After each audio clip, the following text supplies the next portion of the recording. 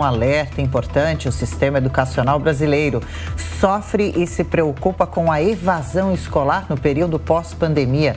Confira o destaque de Camila Yunes. A evasão escolar no pós-pandemia preocupa educadores que temem abismo na aprendizagem. Ainda não existe um número oficial fechado sobre a ausência dos alunos, mas os fatores são diversos. De acordo com especialistas, o desinteresse e a necessidade de ajudar a família aparecem como motivos.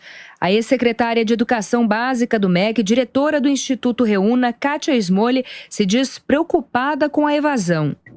Nós temos as previsões de que há muitos adolescentes e jovens que não retornaram para as escolas. Então, nós também temos dados que são um pouquinho diferentes, ou muito diferentes ainda do SAEB, que mostram a evasão, né?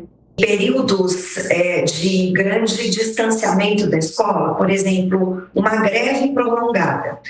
Você já tem uma tendência dos adolescentes, especialmente os adolescentes, né, nessa faixa acima dos 13 anos e os jovens, saírem da escola. E muitos jovens que optaram por não voltar, por exemplo, o ano passado pensando, eu volto num outro momento. Eu conversava com alguns secretários e secretárias de educação que estão muito preocupados com a quantidade de jovens, especialmente na idade do ensino médio, buscando cursos de educação de jovens e adultos. A professora cita ainda a desigualdade de acesso à internet, revelada de forma acentuada durante a pandemia. A ex-secretária de Educação Básica do MEC avalia que superar a defasagem é um esforço de todas as esferas de governo.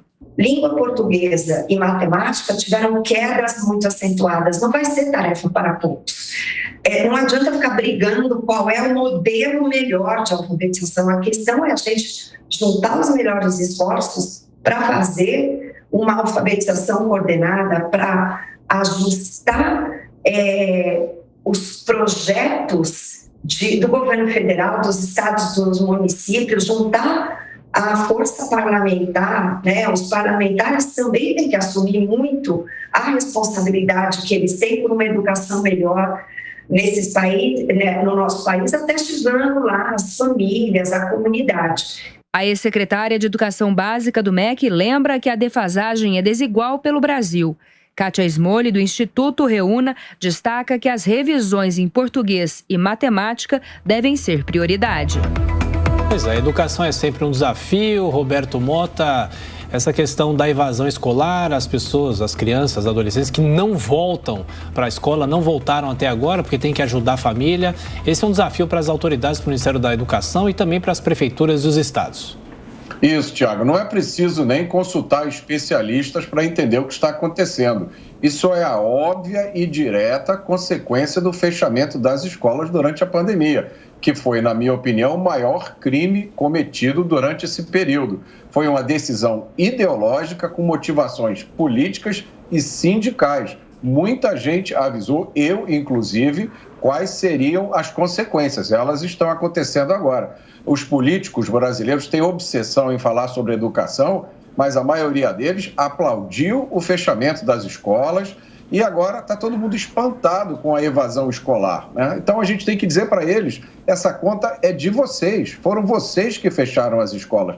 Não venham agora colocar a culpa em desigualdade. A desigualdade sempre existiu e a única chance que essas crianças mais pobres tinham, era a única oportunidade para elas, era a escola. Agora a escola ficou fechada, em algumas escolas ainda não reabriram.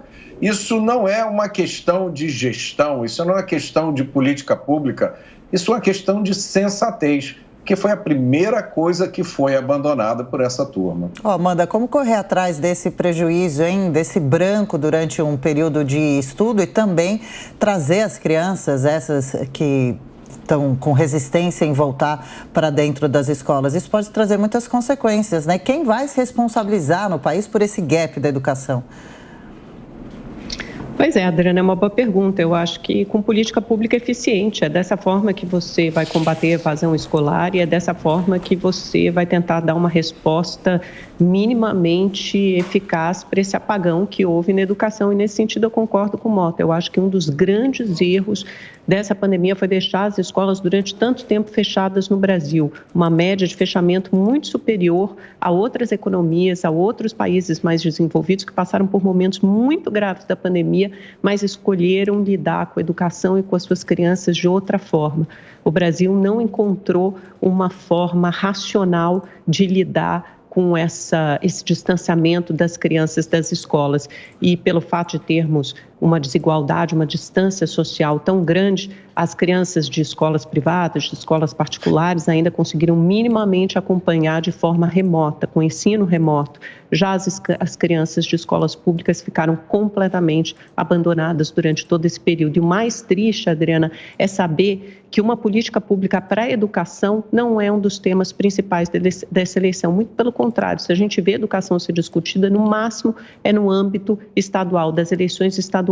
Mas na eleição nacional, pouco ouvimos dos candidatos majoritários uma proposta para tentar minimamente corrigir esse gap, como você colocou, essa lacuna que ficou na educação, principalmente para os jovens mais pobres.